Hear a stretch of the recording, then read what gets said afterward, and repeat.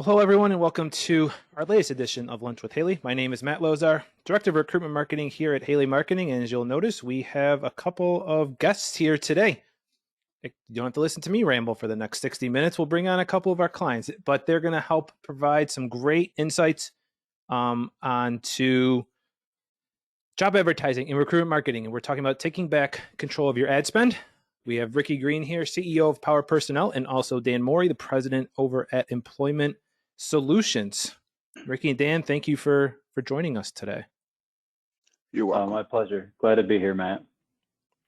We're gonna jump right in because there's a lot of great information to share. And the reason we want to talk about this is job advertising budget is a struggle. It's a challenge sometimes. And it feels like a lot of times we want to just spend more, and spending more is not a recruiting strategy. And what today we wanted to look at is some different strategies. One, programmatic job advertising, the big scary P word, but also looking at some other automation technologies. Also, digging into a couple of different systems that companies use out in the staffing industry on how they manage that advertising spend. And if you have any questions, please feel free to send them over in the chat. I'll do my best to monitor, and hopefully we'll have some time at the end to share them. I know last time we did a lunch with Haley on some recruitment challenges at the end of May. We had a lot of really awesome questions. So hopefully you can help us again today with those. But in today's webinar, we really want to talk about, what can we do to spend smarter on our job advertising? Because the budgets can be really big. It's a challenge. It can be really scary at times. And today's two co-presenters here with me, Rickey Green and Dan Mori, veterans of the staffing industry. Rickey Green, 25 years plus in the industry, recently earned an award from SIA as the DEI influencer, which is a really awesome award. Congratulations to you, Rickey. Congrats, Matt. Thank you. That's awesome. Really excited to have Rickey here, and along with Dan, President of Employment Solutions, 15 plus years in staffing. Dan, he wanted me to increase that number on you, but we didn't. Appreciate that. And then over at Staffing Mastery and Staffing Monthly, some really great content that Dan produces, and some groups that are really valuable to the industry. Appreciate that. Thank you. Now we want to jump in story time. And Rickey's going to get us a story here in a little bit, but once upon a time, Power Personnel was struggling in terms of knowing what to do on the job boards. It was a little bit scary. It's actually precedented times, as my brother likes to say, back before March 2020. And over there, they were talking to Indeed, and their current budget was around $3,000. And, Rickey will tell this story in a little bit deeper, but Indeed wanted them to increase that budget by a significant amount, up to $5,000 a month, because they were struggling. The results weren't there, but then, the challenge was, how do we get those results? And really wanted to look at what they were doing. So Rickey and I, chatted, and here were the results right away. We wanted to share these results right away to show how this worked quickly. It was the 3 months at this top line here, where it says managing ad spend of Power Personnel, 379 apps per month. Their costs were around $3,000 with advertising on Indeed. Came over to Haley Marketing, more than doubled their applications. Their job board cost down by about 6%, overall costs up by 10-12% in working with our team. But instead of one job board, they jumped over to 5. And it really helped them diversify their application count. It helped them diversify their job board sources. And now that, we've talked about programmatic, we showed some results. Hopefully this grabs some attention. It shows, in February 2020, Power Personnel is at $3,000 a month. They're around 370 some applications. Jumped over to a different strategy in a pretty turbulent time, actually, but then saw some really awesome results.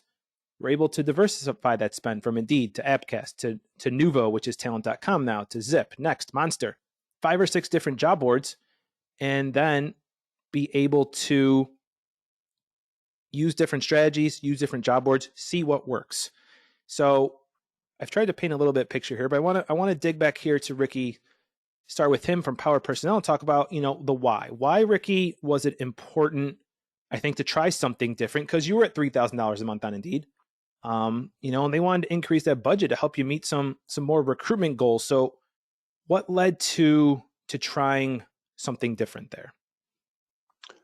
Yeah. So taking a trip back, Matt, we were in December 2019, and Indeed approached us with our job spend. So at the time, we were spending $3,000 a month. I didn't have much oversight. We weren't really on it every day, looking at the spend or allocating it. The rep looked at our website and saw that we had a lot more postings or jobs on the website than we had on Indeed. And so they said, for the new year, Rickey, we're going to increase your budget to $5,000. And I was like, wow. And basically on my website, not what I do with you. And so there you go. And so we were confronted with that scenario. And that's when I checked in with Matt. And so Matt met you at the ASA, and of course we were already using Haley. And so at the time, that's where I went to the Ghostbuster.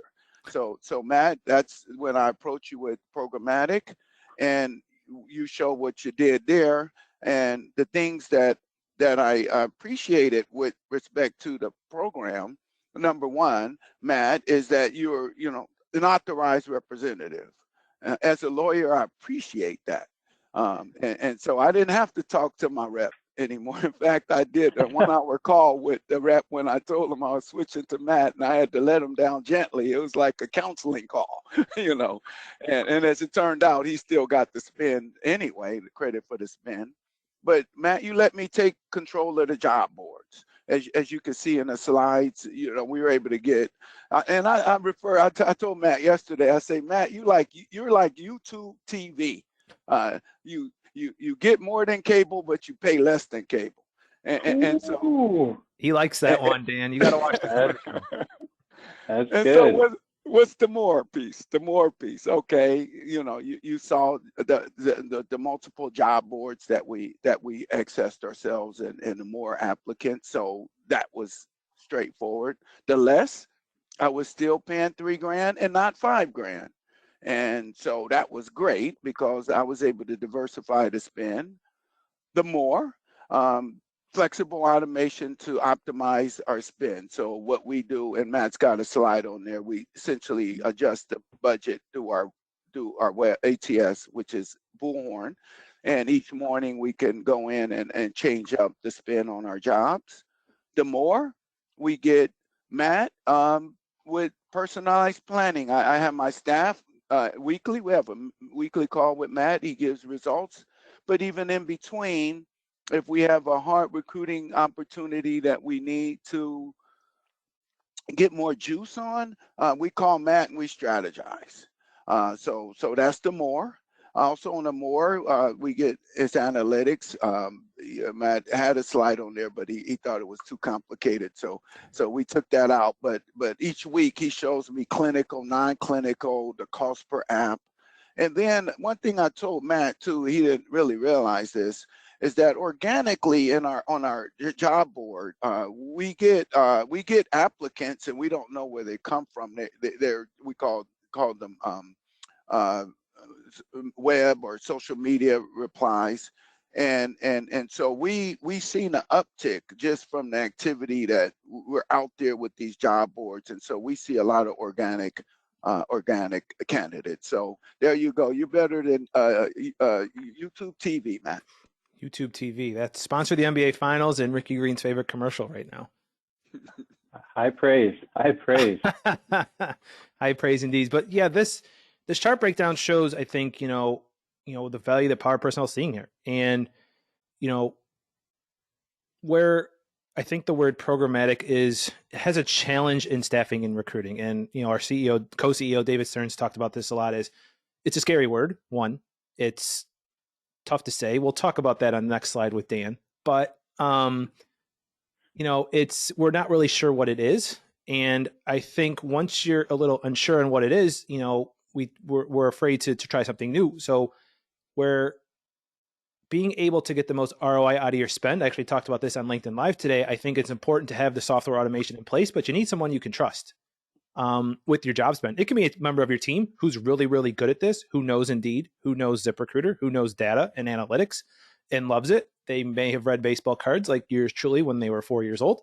but they need to really have that data background. And I think that's what's really important here is knowing that and being able to understand it. And as we shift over to Dan at Employment Solutions, he talked to Rickey about this, and they were chatting about it, and then came to Haley Marketing to learn more on how this could help them. So one, Dan has coined this PJAM, which he can get into, but then two, I wanted to get Dan's perspective on why you wanted to try something like this when it's a huge part of the business. Like, recruitment spend is probably high. I don't know if it's number 2 in terms of expense, but it's pretty high for staffing companies. Why'd you want to start this in terms of getting more control of that spend? So absolutely. So I got to start by saying one of the things you mentioned in your opening dialogue that plays into this, that I'm going to tweak a little bit. You said spending more is not a strategy. And the reality is that's not entirely true. Spending more smartly is a strategy. And PJAM, programmatic job ad management, it's actually not a new concept. Recruiting agencies used to do this back in the day. If you remember, like, we would put ads in all different places, and then we would try to figure out where the candidates were coming from. And if we were getting good response from one ad, we'd increase our money. And if we weren't getting, good candidate flow from another area, we would not spend any more money there, right? And that's like, but that takes a lot of time, and you can only do it sort of per source when you're doing it manually. So really all PJAM really does is it automates that part of the process, and it takes it down to such a granular level to where you can actually optimize the individual job for your spend. So when I saw that, I was like, wow, instead of having to go to my recruiters and saying, hey, you need to stay on top of every new job board that's coming out these days, which I feel like there's probably 14,000 different job boards out there now. And, oh, by the way, not in addition to keeping on top of all these different job boards, you need to be posting on all of these things all the time and then measuring the results. Like, find me a recruiter that's got one more thing to do, right? That wants one more thing to do. And it just doesn't exist. So for me, I'm looking at this saying, hey, I can go back to the kind of the strategy of old where I can broadcast my jobs across a wide network, and I can actually have an expert doing it and not have to put that piece on my, recruiter's plates to manage it. And we're going to get an influx of candidates. And a little bit of a contrarian approach or different approach than Rickey, we didn't stop doing our own Indeed. We actually did this as a complementary function. So when we partner with Haley to use programmatic, we actually still have our own corporate, featured employer Indeed accounts, and we do some postings over there. We really push the stuff that we need that extra exposure to with, to Haley, and they push it out through the entire network. And then, like I say, every few weeks or whatever, Matt sends I don't have the meeting. I guess I'm not lucky enough to actually get FaceTime meeting with Matt, but he sends an amazing video recap of all the strategies. And he's like, here's how this performed. And he's letting us know how things are improving. And Haley's actually taking charge of that. It's like set it and forget it. Like, I don't have to be micromanaging Haley. Like, they're already doing the optimizations. They're doing the expansions. They're trying out adjacent geographic markets. They're doing all those things, and they're showing me the results of doing those things. So for me, it was a no-brainer. I liked the availability of being able to expand my recruitment and not have to put that all just on the plate of recruiters that are already over busy. I need to refine my opener there, and spending more is not a strategy, because I will say, I've said on other calls, I haven't met a business owner that won't spend more if it doesn't help them make more money. So that's it, man. And if you tell me, just like that graph that you just showed of Rickey's, I'm willing to bet if you show where his spend is going and where it's producing the best candidates for the lowest amount of money, he's going to say, hey, Matt, let's double down. I'm going to give you some more money to spend there, because it's smart money. And that's really why, a staffing agency should look at PJAM, because it's clear visuals on the value of their money as it relates to recruitment and getting candidate flow, which we all need right now desperately.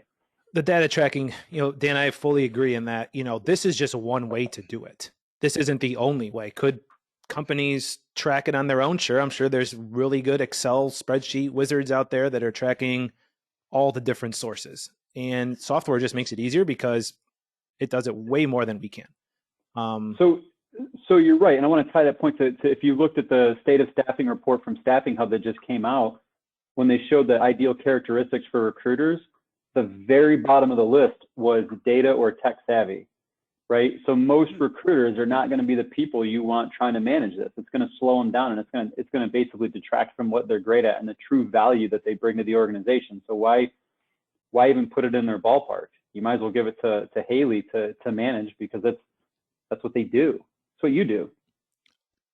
I never thought I'd hear job advertising positive be said as set it and forget it, but that's an interesting way to put it.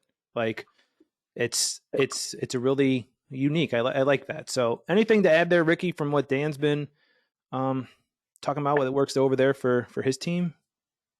You have a slide on spending more smartly. We can re-hit that one. But Dan's right. It's like my good colleague Tim Alderman says, it's like personal hygiene. You can't take a bath once and then forget about it, right? and so you got to keep watching this stuff to optimize. So, and I think you got some more slides that highlight that, man. We do. Now we're gonna dig into how this works. So we talked about the why, like, why do we want to do this? We want to save more money and get more not save money. We want to get more applications smartly and be as efficient as we can with the spend. So this flow chart here isn't exactly how it works, but I want to talk about the different systems in place. And, Employment Solutions and Power Personnel have different, similar but different ways in how this works. And for the team over at Employment Solutions with Dan, what they do is the job order comes into their ATS and they put a hashtag on the job. The hashtag system's been very common in the job board industry. Indeed and ZipRecruiter have used it for a long time. Hashtags part of the common vocabulary right now, where we were joking one of our prep calls, when you call somewhere, you don't just hear £sign anymore. You got to hear £sign or hashtag. And I'm sure my daughter will never know what a £sign is, but that's neither here nor there. But they apply this hashtag in the bottom of their job description. And Dan, why does a two hashtag system or two priority system work for your team in terms of, okay, the normal one is for something that just needs our standard strategy, but then the maximum one is, Matt, flood me with as many applications as the market can provide. Absolutely. And this is another area where we are different than Rickey over at Power Personnel, where he's able to integrate stuff into his existing ATS, whereas our legacy ATS doesn't work fantastic with this process. But the nice thing is you're dynamic enough to account for that. We're obviously migrating to something that's going to be more integrated, but the reason that we use that is it's also simple, right? Like, I mean, if you look at our hashtags, hashtags ESNY max or ESNY NOR for normal, like, our people just know what that is now. So as they're writing their job ads up, they can just drop that hashtag in there. So it's simple, it's easy to do, and it's pretty much right in line as we're putting our job ads on the career site. And I don't know, it's just super easy. I don't even know if it's going to be easier or harder for what we're moving to, but it's second nature now. Our recruiters adopted that pretty easy, and they just know, like, if it's an easy recruitment, no hashtag. If we need some additional flow and we want to actually push it out to PJM and spend a little bit of money over there, then it's ESNY normal, and if it's like, man, it's a tough recruitment, we need more candidates, we need all of Matt's superpowers out there, helping our recruiting team find good candidates to place at our clients, then we just ESNY max it. And that's just simple. And that's why we do it. It's a system that can work, like Dan said, like a legacy ATS. You place a hashtag in the bottom of the job description to get the job sponsored on the job boards, then flows over to your career portal on your site, into the software where all the strategy and tactics get applied, then over to the job boards. And then, it follows the normal process. Like if you were doing this on your own, where applications go back to your recruiter, then they follow the internal process. That's where, I think being able to have, a couple different ways to look at this. You apply a hashtag, and then the hashtag gets programmed into the software, and you program the software to say, okay, if the normal hashtag is here, apply the standard strategy. If the maximum hashtag is there, apply the maximum strategy. And it actually, I think this part answers a question we get a lot of, I think companies are afraid to turn over control to the computers, when really you have a little more control on your end. You're controlling the normal and the maximum, or in Rickey's case, we'll talk about his high, medium, low. You're controlling what happens there, not technology. Yeah, I would agree with that right there. I don't see it as any less control than just putting my job directly on Indeed or any other job board. It's the same thing. It's just there ends up being an intermediary between there that's just watching the performance of it. I I don't think that's lack of control. I think that's prudent business and spending. Mm-hmm. I feel people just they hear a new technology and they're like, oh, we're going to turn it over to the computers, and do I lose all my control? And it's like, no, you actually probably get more control with the right system. So Exactly right. yeah, that's where the hashtags go. And then for jumping back over to Rickey at Power Personnel, they're using Bullhorn, and it's a little more automated. Integrated was the word I'm going to steal from Dan here, with their system where they can assign a priority status. And Rickey will walk through a little bit more about what they do, before and after this. But, a job comes in, his team can designate high, medium, low, high priority, medium priority, low priority. It's right in Bullhorn. It's a custom field. So it's getting a little technical and tactical here, but his team can then just make those changes right in the platform inside Bullhorn. Then it flows over to the software, flows out to, Indeed, etc. People apply. And then for his process afterwards, they get sent to a resume parser with Dextra, and can get parsed into Bullhorn. Then I know, Rickey, your team has a process after that for touching and connecting with the candidates. But how does this system of, be real automated, letting, your team control that, help meet those really challenging needs? Because you're in healthcare, clinical, non-clinical. How does this process help you there? Yeah, so you're right there, Matt. So at the top end with the job order, Mm-hmm. The account manager, when they set the job up in Bullhorn, they can set the marketing for it. So they can go low, medium, high, and we also segregate between clinical and non-clinical, which have separate strategies. And so they can set that, and then each morning we get with our recruiters to sign out their particular assignments. And at that time, we can update and change the priority. It could be actually no sponsorship as well. Mm-hmm. And so with that, Matt, that goes to you. So we direct that in the morning. So it gives us, really that control at the fingertip. And then after it goes into your software, and then it goes into your job portal, career portal. Once the candidates come in, this is particularly important for us.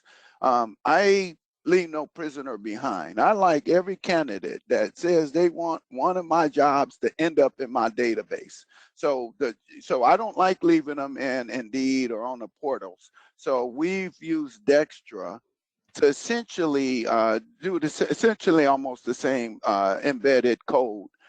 So once the career portal will send the resumes into Bullhorn, is parsed through Dextra, and then that candidate shows up in our database as a web response. And so many of my recruiters, they open up their platform for the morning. Oh, lo and behold, I got candidates sitting at the desk right there. And then from there, we use our other tools to get through that inventory. I like to have the staff what we call 3-touch, call, email, text.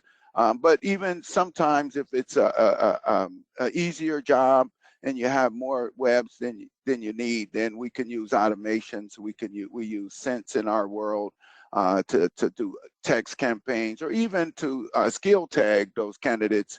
So if it's 50 candidates on that job, for example, I don't want a recruiter spending all day calling 50 candidates. So we may skill tag those candidates for the top 10, and then you 3-touch that 10. So we go from there once, Matt, you deliver them to our ATS. Then I think I would assume, thinking here, you talk about the call, email, text. If you have a lot of applications and it was a high, you could move it down, medium or low, or no sponsor. Or if you're not getting a lot of applications, you can click a button and ramp it up real quick. I think that would help with the control, because I know your team meets a lot at daily huddles to make sure the flow's coming in there. That would, I think, is that how the process kind of works over there with your team? That's correct, okay. Matt. And when we get really down, and I'm like Dan, we do the same as you. We have direct job boards, and we also use Indeed Direct. So if we really get desperate for candidates, we'll go to the sponsored SPA on Indeed. We'll use what I call the ground game. So we'll go to the InMail game for Indeed. And we use some of their other portals we've used before with their you know, live events and interview cycles that they use. But yes, so we'll size that up every day, Matt, and make decisions on a daily basis. This guy's got all the analogies and terms. I need the dictionary here. For real. And 2 points just to jump in there, Matt, that Rickey mentioned that I think are huge when you're thinking about, you know, adding programmatic to your recruiting tool is you can change the status, which means you have control of when to shut the spend off. You know, so if Rickey needs 10 people for something and he gets a bunch of candidates that are going to satisfy that, like he can just shut it off right then and not have to pay for more clicks that are essentially unnecessary. And I think that's a key way that he and other Haley clients that use PJM really control their spend and make sure that they can use what would otherwise be wasted spend. They can put that towards other jobs and get more candidates in more meaningful positions. And that's one best in class, you know, or best practice that I saw Rickey do with how he does it, you know. And the last thing I'll say is it's verifiable. Like the reports that you send over, you break out how many candidates came from which status level, you know, whether it was max or normal. So we can actually, I don't want to say that we need to check your work, but we can see that it's working, you know, and that's just peace of mind. And Dan, to add to that, you're right, Dan, that we, like with Matt, we set high, we have budgets preset, high, medium, low. And in fact, one strategy we use there is on low. If we think it's an evergreen job that, you know, we're going to see these jobs come back, or they're ongoing per diem type positions, we can leave it on low and let the budget continue and get candidate flow in for the next recruitment cycle. And we don't have to watch it every day. We set that up with Matt at the very get-go so that we can cap that spend. And I want to circle back to what you said, Dan. You know, your example of 10 applies, you also don't have to watch it. You could, if that's the system you want in place, but the software you could program in and say, hey, for all of my high jobs, once it reaches 20 applications, turn it off. So if that happens Friday at 10 p.m., I don't want to be sitting there watching that. Nobody does. If it's, you know, Wednesday at 3 p.m., a little bit easier, normal work day, or Sunday night when people start to go back into the job search because, you know, traffic's a little lower on Friday and Saturdays, you know, you can program that in there. So you also don't have to watch it. Your recruiting goals can definitely help there. Awesome. Love that. So let's dig into the money. I mean, we got to get there at some point. We have to get down to that money part. And so we're going to start with, going to start here with employment solutions and, you know, the long-term commitment here and transparency, full disclosure. We got off to a little bit of a rocky start. You know, last summer was tough. Like it was. The cost per application was high. We had a little bit of tech issues. We fought through them. Credit to Dan to committing to us for us. You know, it's still a month-to-month contract. It wasn't like he was locked into 12 months and was, you know, hating me on the other side of the phone call when we weren't talking, but it was a little tough at the time. And because one of the things they wanted to do was trust and verify what they were getting from Indeed. And that was one of the reasons we talked about this program. He talked about a little bit, but, you know, we were able to get there. And you can see, you know, that August stretch, the November stretch, the February stretch, and now it's rocking and rolling to where usually it doesn't take this long. You know, there was probably a little more hiccups than we would want, but we got there. And I think, you know, how did you navigate that, Dan, when, you know, we struggled a little bit May, June, July last summer? So the way that I navigated it is, one, anytime I'm going to adopt something new, I understand there's going to be a learning curve. There's going to be a calibration period. Like, this is not something where it's like, hey, let me try this for a month and then see how it goes and decide. Like, that's not how it works. The entire essence of programmatic job ad management is literally having somebody there that's watching your ad spend, and they're constantly tweaking it for optimization. So I knew that inherent in the program is calibration, right? So when we looked at it, it's like, okay, this is what we got in this first period of time. That's the baseline, right? So now that I have a baseline established, now I'm going to let it go for an equal period of time, and I'm going to compare it. And if there's improvement, then it's like, okay, let's keep running with this, you know? And then You go to a third period of time for measurement, and now you set some targets to say, hey, let's see if we can optimize and get down to this level of spend or get up to this, inflow of candidates, right?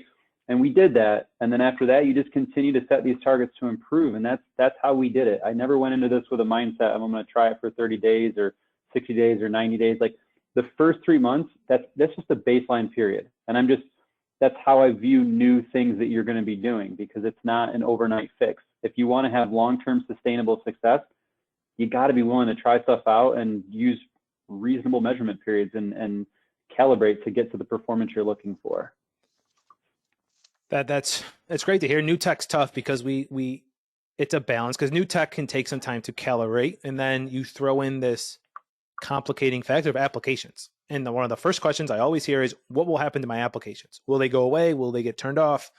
Because if you don't have applications, I know recruiters start to shake and get scared because applications aren't coming in, and they get worried. And I don't blame them, because that helps keep the pipeline open and keeps filling those open jobs. So usually it doesn't take this long. Some tech can take a little bit of time, but you want to get there in that first quarter, or even the second quarter, hopefully the first quarter, to not only improve, do what you're doing, but improve on what you were doing. And as we talk a little bit more about taking back that control of the spend, Dan's team and over there at Employment Solutions has a pretty, very good way for them, unique way to focus on, how much should they spend? What should get a normal job? What should get a maximum application strategy? Walk us through that on how your team has become, accustomed or, pretty good at implementing those different strategies for how you manage those expenses versus what you need application wise. Absolutely. No, happy to do that. And the main concept I want to stress, and you mentioned this earlier, you don't know how, what percentage or what ranking ad spend or recruitment spend is for an agency. It might be high. I think you might be shocked. It's probably lower for most agencies than it should be, considering we're recruiting companies. But even still, what we stay away from doing is we don't say, hey, we're going to allocate this percentage of, the P&L to go towards recruitment. That's not really our approach. What we really look for is we have some financial models that we practice internally, and we know how much we're comfortable spending based on the average value of a placement, right?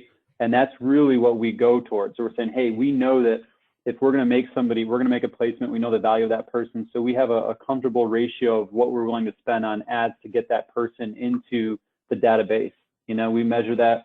We've got a throughput model that we use. I know I asked to not really put it through on the screen like this, but we have a throughput model that will show you like how many placements do we have, what's the value of it, and then we equate it to the applications that we're getting through PJAM and other sources that we do internally, so we can actually compute what is our actual cost per placement from these sources. And that's the way that we look at it, so we can actually begin to get an ROI at the source level. So are we seeing a better ROI from Haley's programmatic Indeed distribution or other job board distributions? Or are we seeing it from our own Indeed, direct placements or direct job ad placements ROI? That's how we actually look at that side of it. And we really focus it based on the need of the candidates.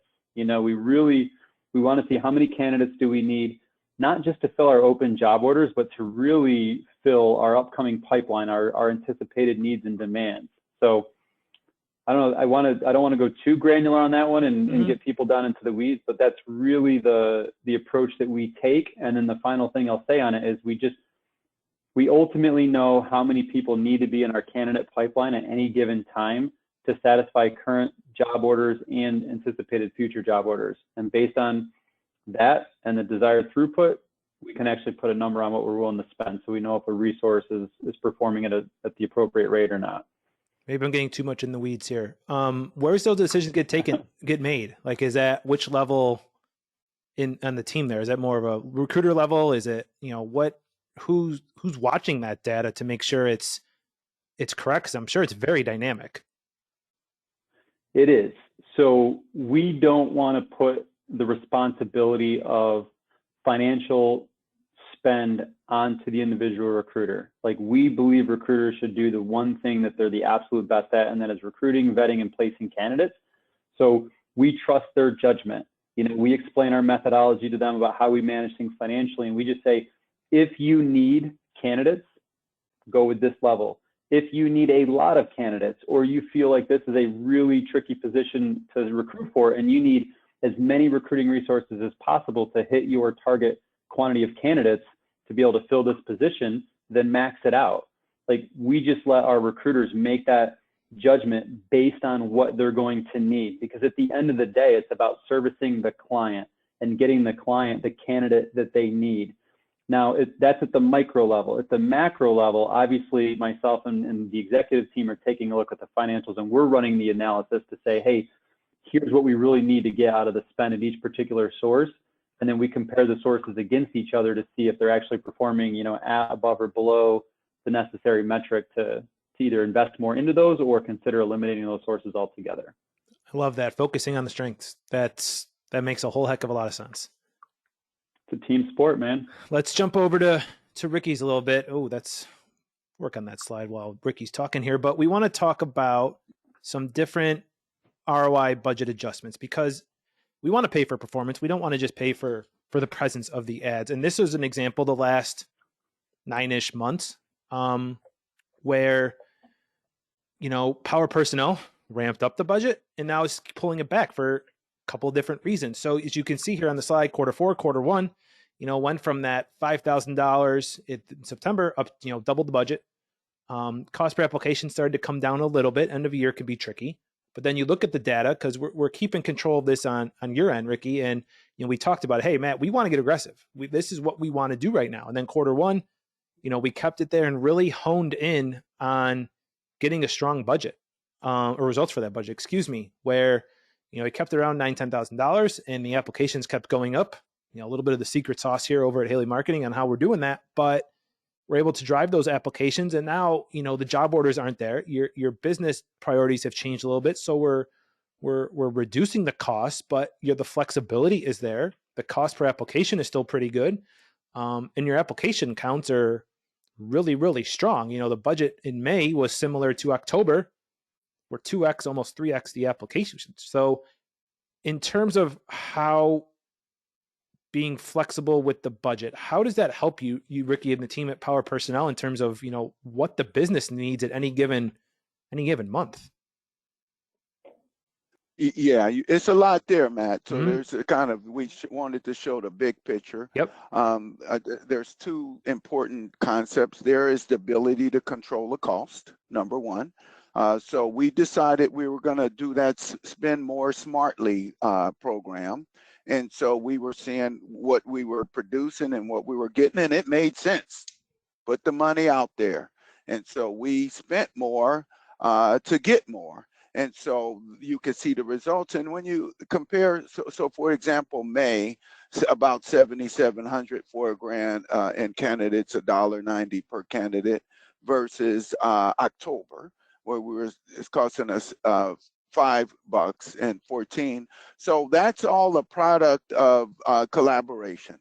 So working with Matt, we can control that candidate cost by working smarter, trying things, collaborating, and so that's the key. And if I'm spending too much, the good news is I can reduce the spend. It's a variable spend. And then within this, Matt, also is clinical versus non-clinical. And the clinical side, it takes a lot more to get nurses in the door, and you have to work harder. So we put strategies within that to get more candidates and using those different designations.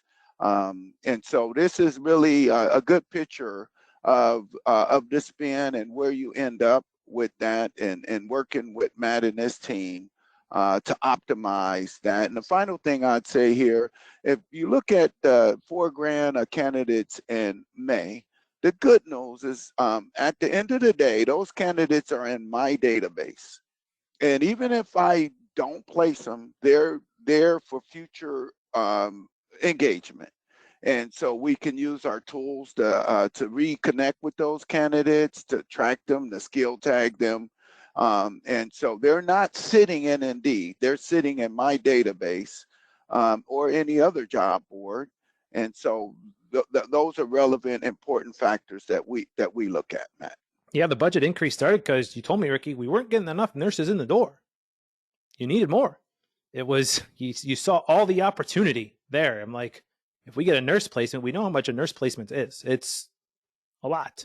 So if we can, it's a lot more than other industries. So what can we do? And that's why we ramped it up. It stabilized in the quarter, and now, we really got it going here in the last few months. So I think that was important on to see why we ramped it up, because you needed to build that database. I mean, tell you how many times I've heard Rickey say, my database, my database, my database. So I'm sure his team hears it as well, because it's vital. It's I've said this before.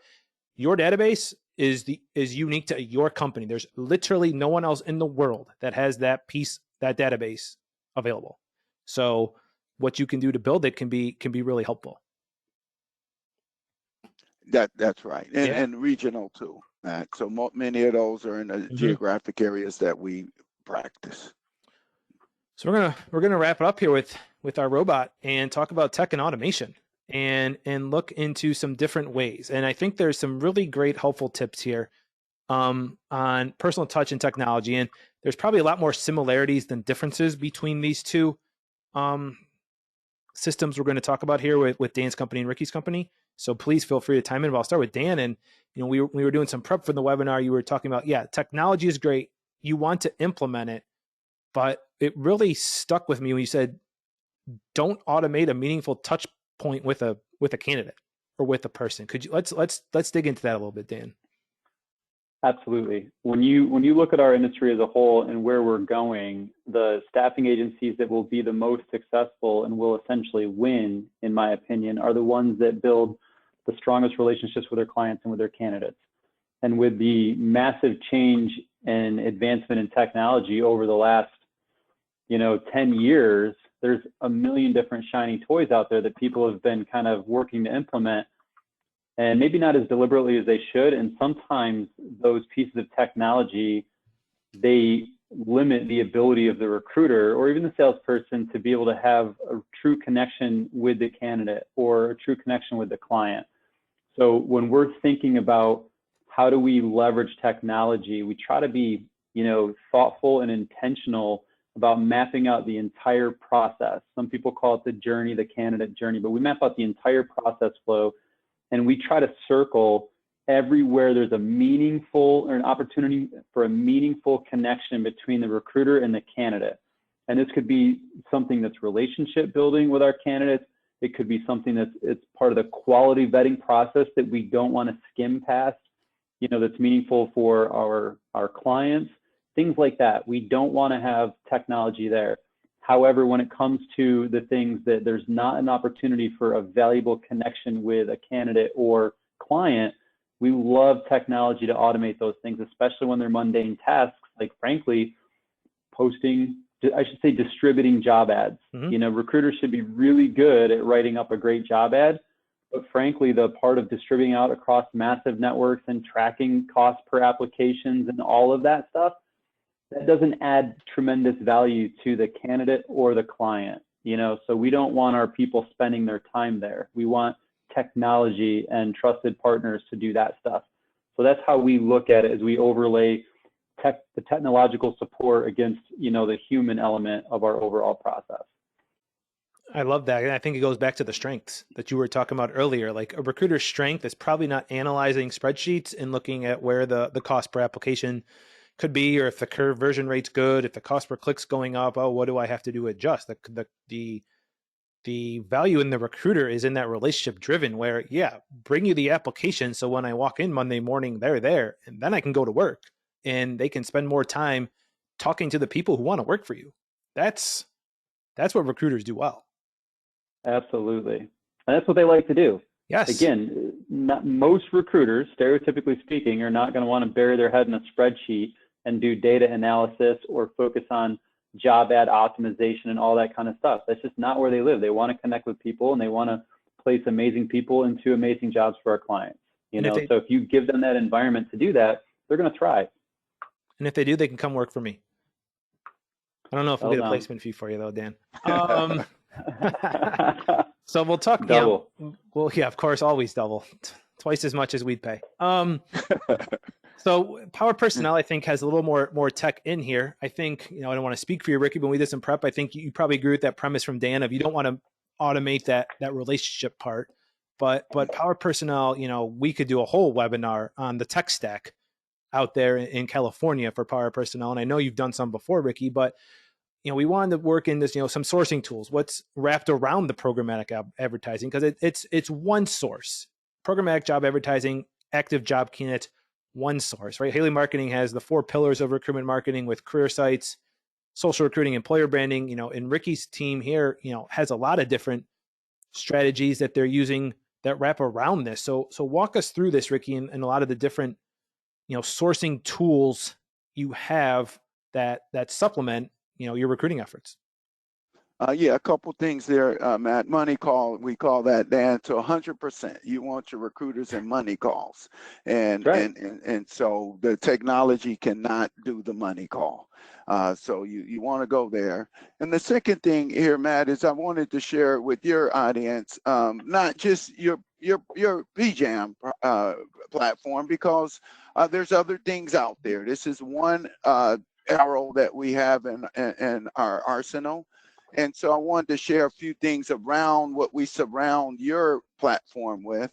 And I'll start with Itabu. So this is just a simple platform that allows us to post to those other boards that are outside of your PJAM. And some of those would include Facebook, Google, Indeed, LinkedIn, Twitter, ZipRecruiter, Azuna. And so as we set up for you, Matt, we also set up for these other boards, and that creates a lot of SEO optimization. Mm-hmm. Another tool that we work around, I mentioned this already, Dextra. So we use Dextra as part of the resume parser that comes from your applicants that hit our ATS. So that's the vehicle. And then also Dextra maintains the sourcing. So if candidates are coming from Monster or coming from Indeed, it would definitely retain that source so we could track that all the way down the line to placement.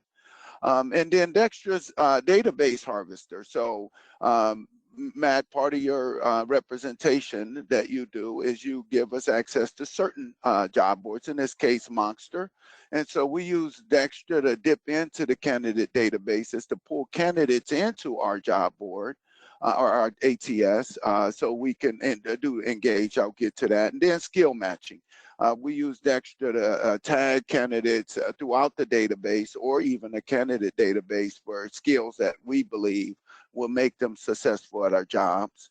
And then we also wrap around that in the Ascent. So we have all of the Ascent suites from their, from their texting to their journeys, to their chat bot, to their referral bot. So we're a full engaged user Ascent. And so we use that around your platform, Matt. So a couple strategies I want to share with your audience that we kind of look at every day. So we call it post and pray. And we put that right into the, when we look at these recruiter assignments, we put that right there with the recruiter assignment, with the job. So, a lot of times the challenge is aligning your marketing and sourcing people with your recruiters, and they all are in 2 different rooms. And so we bring that central to our daily discussions to say, here's our strategy. And so what we'll do is we'll use your platform, Matt, with PJAM, and then we'll also use the other boards to generate the candidate flow that we're interested in. And so that's an integrated process there. Another strategy we use is called what we call source and engage, and that's right in our ATS we tag.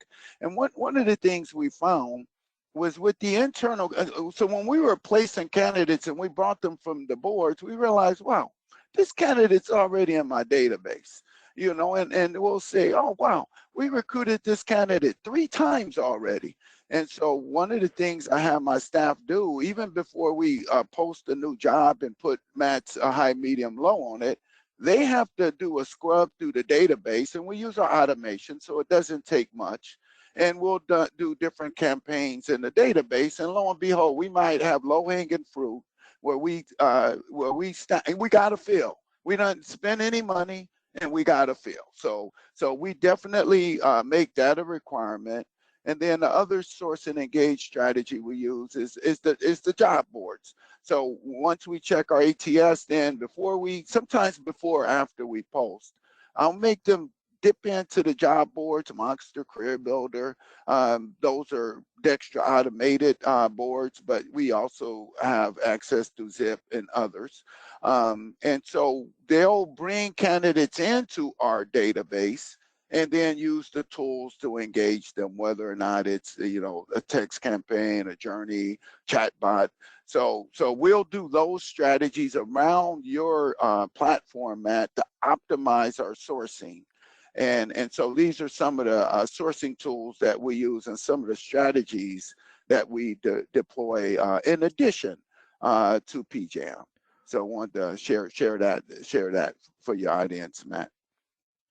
What I love about this slide is there's so much on here that helps go back to the title of the presentation, right? Take back control of your spend. And you talked about in the beginning, Rickey, if you're posting for a nursing job in Palo Alto or an EVS tech in, somewhere else in California, go to the database first. Don't just spend the money because it's there. And I've given you the tools of the automation to look to see, okay, if I have enough of these candidates in this market to help us fill that order. And then the Dextra parsing, getting that resume into the database, the Sense following up with them, because I kind of had on the previous slide, you want to use your automation. Yes, you don't want to automate meaningful touch points, but you want to use your automation to help take advantage of your spend, and so you're not wasting it. So applicants aren't coming in and they're just sitting in your email, or you're not following up with them, or you're not paying for them 7 different times. That's where I love the slide and the tech stack that you're talking about here. I want to echo that. I mean, it is a lot on one slide, but it's really beautifully put together. And I'm going to hone in on what you picked up on there, Matt, with the internal candidate database piece of it. Like, we all work so hard. If you think about it, every single day, your recruiters are working to get people into your database. All your recruitment efforts are ultimately getting people into your database. That's what we're doing. And then we're placing people. Yet it is insane how the biggest sentiment in staffing right now is we need access to more candidates. Yet a statistic that just came out in one of the recent reports from one of the associations said that 80% of staffing agencies and recruiting firms don't utilize their database, or 80% of recent fills are coming from job boards or job ad responses, not out of the database. And that's really because people aren't trained, and it's not super easy to go find those people first in an automated way, or at least they haven't implemented something to do that. And Rickey's done a nice job with that. So that is a huge way. If you're struggling to find candidates, you've got an entire database of people that have already, self-selected that said, yeah, I would work through an agency. That's why they're in your database. So go get them. That's a big number. 80%. Wow. I saw Rickey even writing that one down. That's something huge. Yeah. I saw in one of the recent reports that hit my inbox, and I was like, that's insane that like 80% of fills are coming from recent job board ads and not out of the database. And I'm like, that's endemic of underutilization of the ATS, in my opinion. We're gonna wrap up here. We got time for some questions in a couple minutes. I want to get through some of the ending here. If you have any questions, reach out to our team, 888-696-2900, info@haleymarketing.com. Send a question here through the chat. Have one right now that I'm going to get to in a couple minutes. But before that, I want to make sure, head over to recruitmarketers.com/programmatic101. Our latest slogan is 30 minutes can save you 30% or more on your job advertising. So we want to help you get more from your job advertisements. We want to help you get more out of that budget, maybe reduce the budget. Trust me, we've done that for some companies that we worked for. So I really want you to, we're happy to take a look at your analytics, your process, see what's going on there. Please subscribe to the Secrets of Staffing Success podcast, the top podcast for the staffing industry, on all your preferred podcast players. New episode comes out every other week from myself and my podcast partner, Brad Biley, where we talk about different insights in the industry. And my last marketing pitch here is, subscribe to the Big Ideas newsletter. Comes out once a month. Great ideas. haleymarketing.com/big-ideas. Ebooks, white papers, how-to articles, webinars, everything for the industry, all free, never a cost. Comes through. We're producing a lot of great content marketing here for the industry, and hopefully you can sign up for that if you haven't already and receive all of our content here. Next webinar is on Tuesday, June 21st. It's actually a product demo, job advertising management services. We're going to dig into this a little bit more and go underneath the hood and show you exactly what we're doing. Don't do that very often with our product demos. We'll dig into this one with some programmatic job advertising and really showcase it. But like I said, if you have any questions, please send them here through the chat. Dan, there was a question for you. They wanted to know, this was from earlier in the presentation. Could you repeat the article you mentioned on the best characteristics of a recruiter?